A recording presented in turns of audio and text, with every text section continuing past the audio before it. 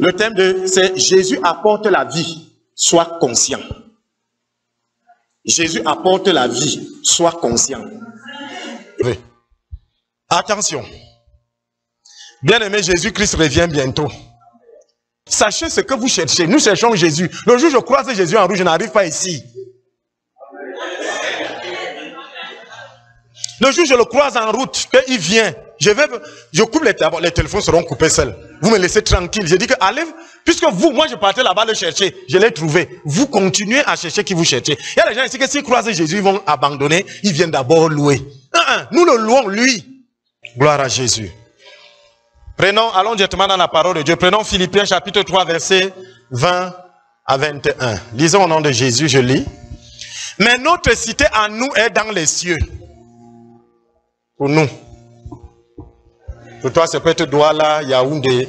C'est pas grave. Mais pour nous, c'est dans les cieux, d'où nous attendons aussi comme sauveur le Seigneur Jésus-Christ, qui transformera le corps de notre humiliation en le rendant semblable au corps de sa gloire par le pouvoir qu'il a d'assujettir toutes choses. En d'autres termes, vous savez que le corps-ci est un corps bizarre, non? C'est un corps qui n'est pas glorieux. C'est un corps humiliant.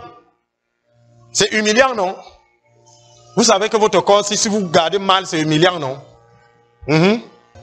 C'est donc pour résoudre ce problème que Jésus va revenir.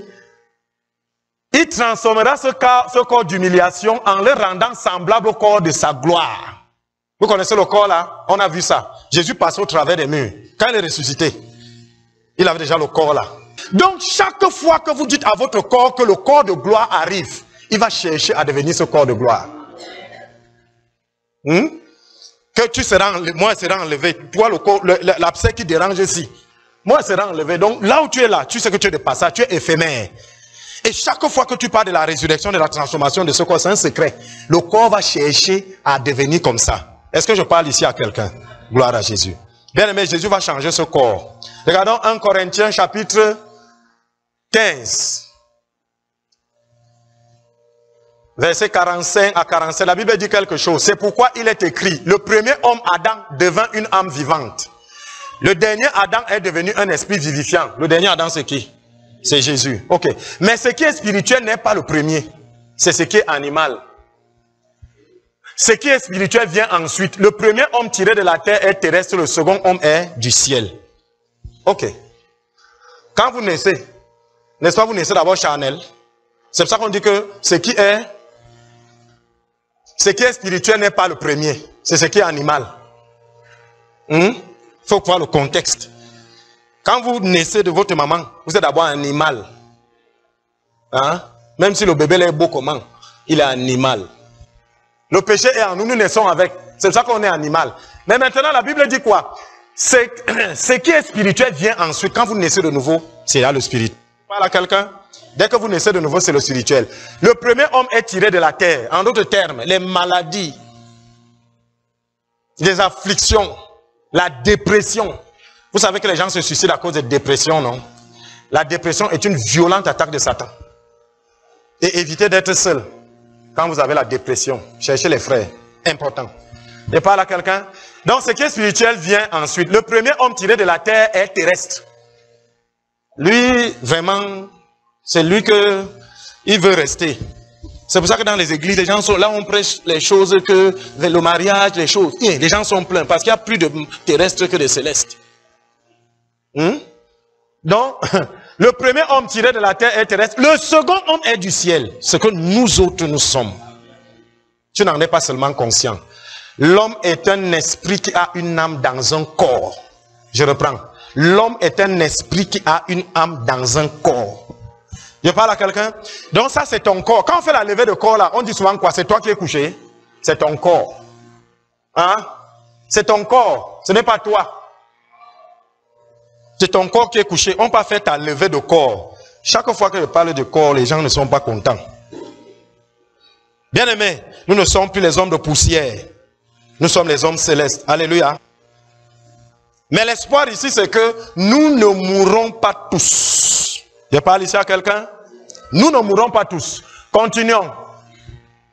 1 Corinthiens 15, 48, 50. La Bible dit, tel est le terrestre, tels sont aussi les terrestres. Et tel est le céleste, tels sont aussi les célestes. Vous avez un choix. Soit vous êtes terrestre, guidé par les choses de la terre, soit vous êtes céleste. Je parle ici à quelqu'un. Et de même que nous avons porté l'image du terrestre, nous porterons aussi l'image du céleste. L'image du terrestre, nous l'avons portée. Hein? Les afflictions, d'autres sont encore dedans. Les afflictions, les cris, le mal, et ainsi de suite. Ça, c'est l'image du terrestre. La Bible dit ici que nous porterons aussi l'image du céleste. C'est ce que je dis, frère. C'est que la chair et le sang ne peuvent hériter le royaume de Dieu. C'est-à-dire que tant que vous êtes encore terrestre, Dieu ne peut pas se manifester en vous. Vous êtes mort. Je parle à quelqu'un. Et que la corruption n'hérite pas l'incorruptibilité. Le corps où nous prenons soin là, je vous assure, ce corps-là va pourrir très mal. Continuons la lecture. Voici, je vous dis un mystère. Ça, c'est un mystère. Nous ne mourrons pas tous. Nous ne mourrons pas tous. Amen.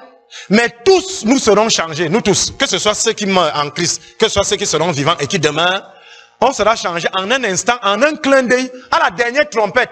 La trompette sonnera et les morts ressusciteront incorruptibles et nous serons changés. Car il faut que ce corps corruptible révèle l'incorruptibilité et que ce corps mortel révèle l'immortalité.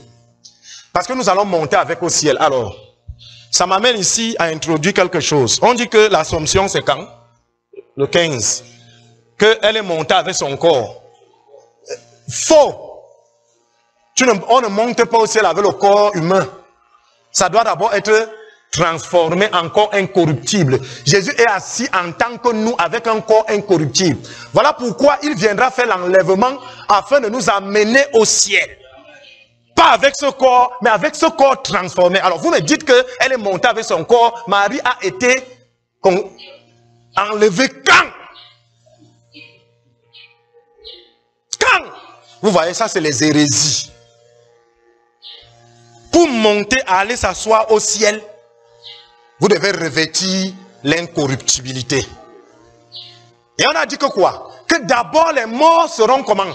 Transformés. Vous savez pourquoi on dit que les morts seront transformés? À cause de David qui sont déjà morts. Eux, ils sont déjà d'abord partis. Vous saviez que ça? Ils sont d'abord partis, non? Quand Jésus est descendu, dès qu'il est remonté, la Bible dit que les captifs sont partis. Les captifs du Sheol. Avant, quand tu mourais, tu ne partais pas au paradis.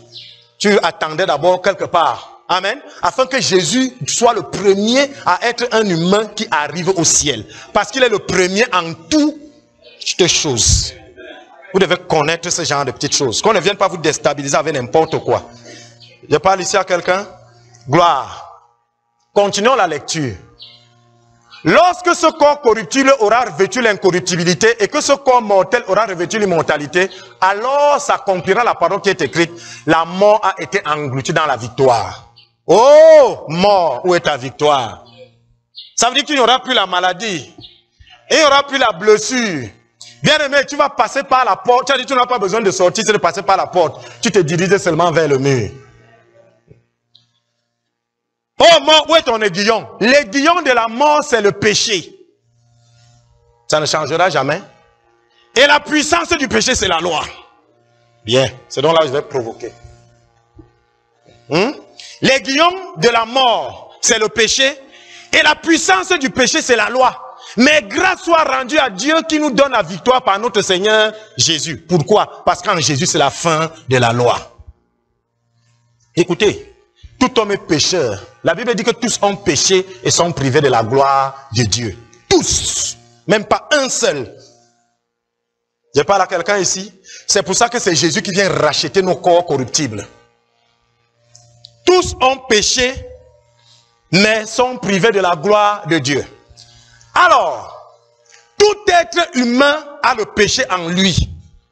Vous avez compris? Alors c'est pour dire ici aux parents qui disent souvent que l'enfant de tel a appris à mon enfant à faire. Dis erreur. C'était dans ton enfant. Le péché est en nous, mais il dort. Il dort, il sommeille, il dort, il ronfle. Je parle à quelqu'un? Bien, maintenant, si tout le monde est pécheur, ça veut dire que même celui qui n'insulte pas là, il a tout simplement été éduqué à ne pas insulter. Mais un jour, bien aimé, tu n'insultes pas. viens, je te gifle, je vais voir si tu ne vas pas m'insulter. Et quand il va te gifler, bon, tu vas dire que c'est Daddy, mais il te surprend. Oh, quoi? Tu vas dire que c'est quoi? C'est un peu espèce de... Tu freines. Pourquoi? Parce que c'est Daddy qui te fait freiner. Mais ça sort d'où de chez Daddy? Daddy t'a giflé. Mais Mouf sort d'où? De ton cœur. Le péché est dedans. Qu'est-ce qu'il a réveillé? La gifle. Je ne peux pas courir le risque de dire que je suis moralement bon. Dieu seul est bon. Et Dieu est bon parce qu'il n'a pas besoin de voler. Donc il y a quelque chose en nous qui réveille le péché. Quand quelqu'un ne pêche pas, c'est pour ça qu'on dit à Dieu, merci de ne pas nous avoir soumis à la tentation. Parce que la tentation réveille le péché. Donc quand on dit merci à Dieu, ce n'est pas Seigneur, il te dit merci que je ne suis pas voleur, ça c'est l'orgueil. Maintenant, il y a donc quelque chose, je vais attirer ton attention. Quand notre corps va changer, le corps va devenir sain, incorruptible. Mais nous vivons maintenant. Entre maintenant et le retour de Jésus, qu'est-ce qui se passe donc? Entre maintenant et quand Jésus reviendra pour nous prendre, transformer ce corps en corps incorruptible, qu'est-ce qui se passe? Est-ce que le corps a une certaine évolution? Est-ce que la nature change? Qu'est-ce qui se passe? Bien aimé, c'est donc là que va se jouer. C'est là qu'intervient le Seigneur. Est-ce que la dépression peut s'en aller? Est-ce que la pauvreté peut fuir? Maintenant, entre maintenant et quand Jésus va venir, est-ce que nous pouvons vivre une vie de victoire? C'est la question à laquelle le Saint-Esprit va répondre. Bien aimé, moi je suis un scientifique. Je dois vous dire que la foi n'est pas bête. La Bible dit que nous sommes tripartites, c'est-à-dire nous sommes trois. Comme Dieu est trois, puisque nous sommes fait à son image, nous devons aussi être trois. Les gens n'arrivent pas à comprendre l'affaire là qu'on est trois. Un jour, quelqu'un m'a dit que mais Dieu le Père, Dieu le Fils et Dieu le Saint-Esprit, c'est trois dieux. Comment tu dis qu'il est un en trois? Je lui dis que tu as le corps, l'âme et l'esprit. Tu es un, non? Il dit que je ne comprends pas. Je dis, mais tu as un corps, non? Oui. Tu as les pensées, non? Oui. Tu as aussi l'esprit. Donc voici la représentation un peu de l'homme. Alors, la Bible dit quelque chose. Le corps est mort. Le corps est mort. Ça s'entend sur deux angles. Il est déjà mort et il n'est pas amené que la mort. Quand on dit le corps est mort, vous comprenez? Ça veut dire que le nom du corps, on peut encore l'appeler mort. Hein? Ça c'est le terrestre. Lui il n'est que corps, chair, viande, kanda, hein? Un tas d'os. Donc le corps est mort. Donc quand Jésus vient, il ne vient pas sauver le corps quand il entre. Il vient redonner la vie à l'esprit qui était mort. Parce que votre esprit était séparé de Dieu par le péché. Parce que le salaire du péché, c'est la mort. Donc, dès que quelqu'un naît à cause du péché d'Adam, il naît séparé de Dieu. C'est pour ça que le jour que l'esprit vient, vous ne pouvez pas distinguer. Tellement vous êtes habitué à vivre avec la chair que tout est chair. C'est pour ça que quelqu'un va dire que moi, je n'ai rien senti dans le culte d'aujourd'hui. Parce que lui, il veut sentir ici. Oh, Dieu est l'esprit et ceux qui l'adorent en esprit. Je n'ai pas dit qu'on ne peut pas sentir Dieu. C'est pour ça que tout de Dieu, c'est par la foi. Ce n'est pas par les sens. Donc le ah bon, chez d'autres c'est vrai. Mais c'est quoi? C'est l'esprit ou bien la chair? Quand Dieu vient, il ne vient pas pour ça. Il vient pour ici. Il vient vous communiquer la vie de l'esprit. Amen. Donc il donne la vie à votre corps à cause de quelque chose. De la justice. Que veut dire la justice? C'est le droit d'être dans la présence de Dieu. Nous, ce n'est pas parce que nous sommes en train de faire que nous avons le droit d'être devant Dieu. C'est parce que Jésus a déjà fait. Donc nous sommes justifiés par lui. Donc regardez. L'esprit amène la vie et la justice. Et c'est cette justice-ci qui permet à l'esprit d'être là. On est d'accord? C'est pour ça que la Bible dit, et si l'esprit de celui qui a ressuscité Jésus d'entre les morts habite en vous. C'est-à-dire le jour où nous donnons notre vie à Jésus, il habite en nous, c'est vrai. Celui qui a ressuscité Jésus d'entre les morts rendra aussi la vie à vos corps. Parce que le corps est mort et il donne la vie ici. Je m'adresse à quelqu'un? Et c'est à cause de la justice que l'esprit va donner la vie à notre corps. Mais il y a un gros problème. La barrière, c'est l'âme. Et l'âme, c'est quoi? C'est tes pensées. c'est tes pensées, c'est tes sentiments. Maintenant, ton corps est malade. Ton esprit a la vie. Le corps là doit avoir la vie. Il y a la barrière qui est l'âme. L'âme, c'est tes pensées. La Bible dit que marchez selon l'esprit et vous n'accomplirez pas les désirs de la chair. En d'autres termes, si vous marchez selon l'esprit, la chair, le corps, ne va pas faire de mauvaises choses. En d'autres termes, vous rendre malade. Mais, nous marchons souvent selon quoi? Selon le corps. Nous avons mal. Nous voyons comment le pied pourrit. C'est ça. Mais on te dit que si tu veux guérir, la guérison vient de l'esprit. Ton esprit où habite le Saint-Esprit, la guérison vient de là-bas, passe par l'âme et touche le corps. Maintenant, qu'est-ce que l'âme? C'est tes pensées. Alors, quand je te dis de dire que tu es la justice de Dieu dans ce monde en Jésus, je veux que ça entre dans tes pensées afin que cette justice sorte. Si tu commences à bien penser, avoir des sentiments bons envers Dieu, on a dit que quoi? Qu'est-ce que la foi? C'est avoir une bonne opinion de Dieu. Si dans tes pensées, les opinions de Dieu sont bonnes, que Dieu me guérit au travers de Jésus. Si je suis la justice de Dieu, l'âme qui est les pensées va établir un pont entre l'esprit et le corps. Et vous recevez quoi? La guérison d'ici. C'est pour ça qu'il est écrit. Et si l'esprit de celui qui a ressuscité Jésus d'entre les morts habite en vous, s'il est ici, le jour où vous naissez de nouveau, on reprend. Celui qui a ressuscité Christ d'entre les morts rendra aussi la vie à vos corps mortels par son esprit. Donc si votre âme adhère, si vos pensées adhèrent à l'idée que vous êtes la justice, bien aimé, les corps se guérissent. C'est pour ça qu'on dit de marcher selon l'esprit. L'esprit dit quoi? Vous êtes la justice. Mais le corps te dit quoi? Tu es malade. Tu choisis quoi? Je suis la justice dans ce monde en Jésus. Je suis la justice de Dieu. Bien aimé, votre justice n'est pas ce que vous faites. Votre justice, c'est un être qui bouge. Jésus. Votre justice, c'est un homme. J'aime à dire ça. Dans le jour où j'ai mal fait, il est ma justice. Le jour où j'ai bien fait, il est ma justice. Le jour où je n'ai fait même rien, il est ma justice. Jésus ne varie pas. C'est pour ça qu'on dit qu'il y a en lui l'ombre d'aucune variation.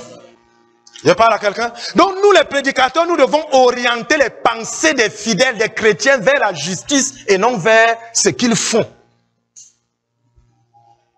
C'est notre devoir. Oh, nous passons le temps à ressusciter les fautes des gens.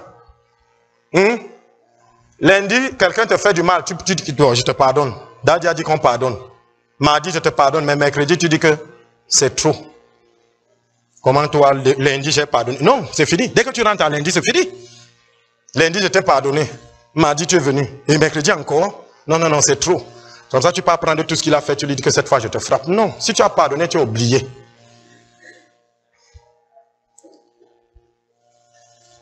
Ne soyez pas conscient du péché, bien-aimé, ou de la maladie que vous avez. Le jour où vous serez toujours conscient de la maladie que vous avez, vous êtes ici. C'est pour ça que vous allez voir dans certains, on vous demande de répéter certains mots. Pourquoi? Parce que le mot là va créer ce pont.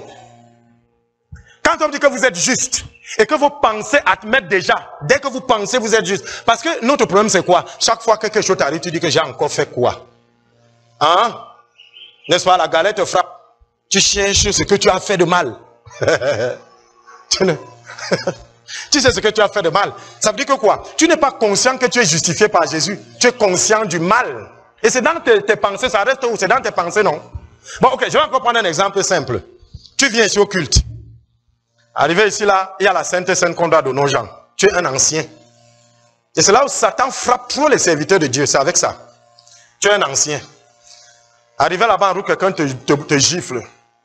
Tu as envie d'envoyer la main. Tu dis, hey, je ne vais pas faire. Pourquoi? Parce qu'il n'est pas dans la Sainte Seine. C'est terminé. C'est fini. Parce que tu veux justifier le fait que tu viens de la Sainte Seine par le fait que tu n'es pas giflé. Maintenant, tu as giflé. Tu t'es libéré. Maintenant, quand tu entres ici, la chair va te dire à l'oreille que tu viens de gifler. Comment tu peux donner la Sainte Seine? Sainte Seine. Et il vient sur le mot sainte. Tu es né de nouveau, n'est-ce pas? Ok, la gifle est venue quand? Après ou avant le sacrifice de Jésus?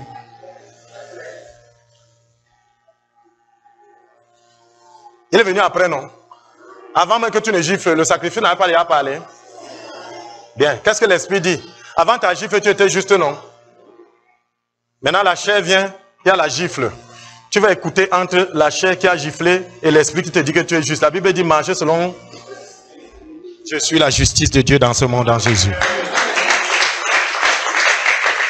Quand vous marchez comme ça, vous n'accomplirez pas les désirs de la chair. Parce que Satan qui a mis en route quelqu'un pour te gifler comprendra que tu gifles ou pas, tu es la justice. Ah, je vais choquer. Est-ce que je parle à quelqu'un? Ne soyez pas conscient du mal. Ne soyez pas conscient de votre chair. Ne soyez pas conscient de vos maladies. Soyez conscient de ce que l'Esprit dit. Vous êtes en Jésus? Oui. Vous avez la justice? Oui. Alors je suis justifié. Bien aimé, on justifie. La justice est là parce que nous allons faire le mal. Sinon la justice ne serait pas là. L'eau est là parce qu'on va se salir pour se laver. Quand vous arrivez quelque part, on vous dit que voici la douche, on vous annonce que quoi? Que vous allez vous salir. C'est la nouvelle qu'on vous donne. Demandez seulement, je vais me salir en faisant quoi? Parce que l'eau est là, parce que vous allez un jour vous salir. Est-ce que je parle à quelqu'un? Bien aimé, la clé, c'est la justice. Je te donne un secret. La clé, c'est la justice. Le droit d'être devant le Seigneur. Prenons Philippiens chapitre 3. 9 ans. La Bible dit, et d'être trouvé en lui, non avec ma justice, c'est-à-dire ma façon de faire bien, non avec ma justice, celle qui vient de la loi, mais avec celle qui s'obtient par la foi en Jésus, la justice qui vient de Dieu par la foi, afin de connaître Christ et la puissance de sa résurrection. Si vous ne comprenez pas ce que c'est que la justice de Jésus, vous n'allez pas guérir. Parce que c'est la justice qui vient de Jésus qui déclenche la puissance de la résurrection, qui vient guérir vos corps. Et d'être trouvé en lui, non avec ma justice, celle qui vient de la loi, mais avec celle qui s'obtient par la foi en Christ. La justice qui vient de Dieu par la foi. Pas par les actes que tu poses. Je parle à quelqu'un, afin de connaître Christ et la puissance de sa résurrection et la communion de ses souffrances. Donc quand tu dis pas ce meurtrissure, je suis guéri, pour être en communion avec ça, il faut savoir que c'est ça qui te donne la justice. Afin d'être guéri par ce meurtrissure. Si c'est à cause de ce que vous faites, que vous pensez que ces meurtrissures vous guérissent, vous faites ce qu'on appelle un court-circuit spirituel.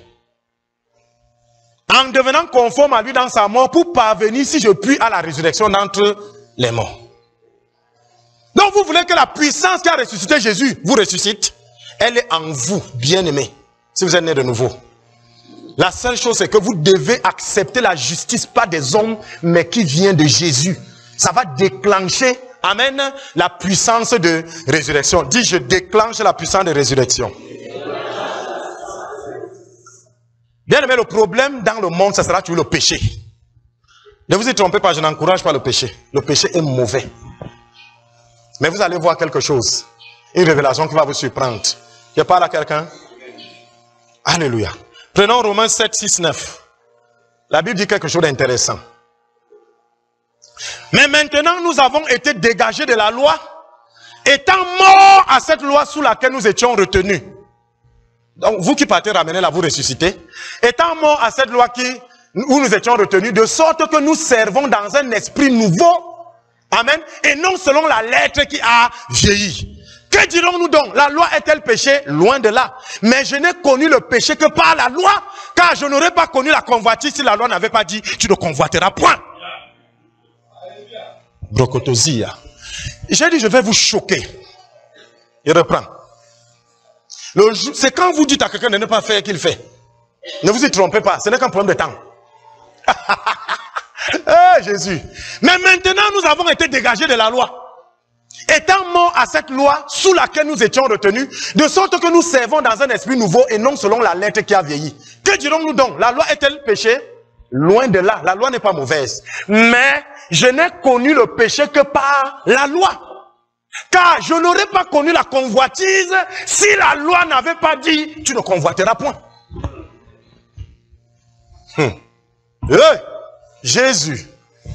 Ce que Jésus a fait, hein, c'est terrible. Suite, 8, 9, la Bible dit, et le péché, saisissant l'occasion, produisit en moi, par le commandement, toutes sortes de convoitises, car sans la loi, le péché est mort. Pour moi, étant autrefois sans loi, je vivais. Paul, avant, il n'avait pas la loi, il vivait, quand il était pharisien. Ah. C'est époustouflant. Pour moi, étant autrefois sans la loi, je vivais. Mais quand le commandement vint, tu ne convoiteras point, le péché reprit vie. Et moi, je mourus. Le péché a repris vie, pourquoi? Parce qu'il était là, mais mort. Et qu'est-ce qui a ressuscité le péché? C'est la loi.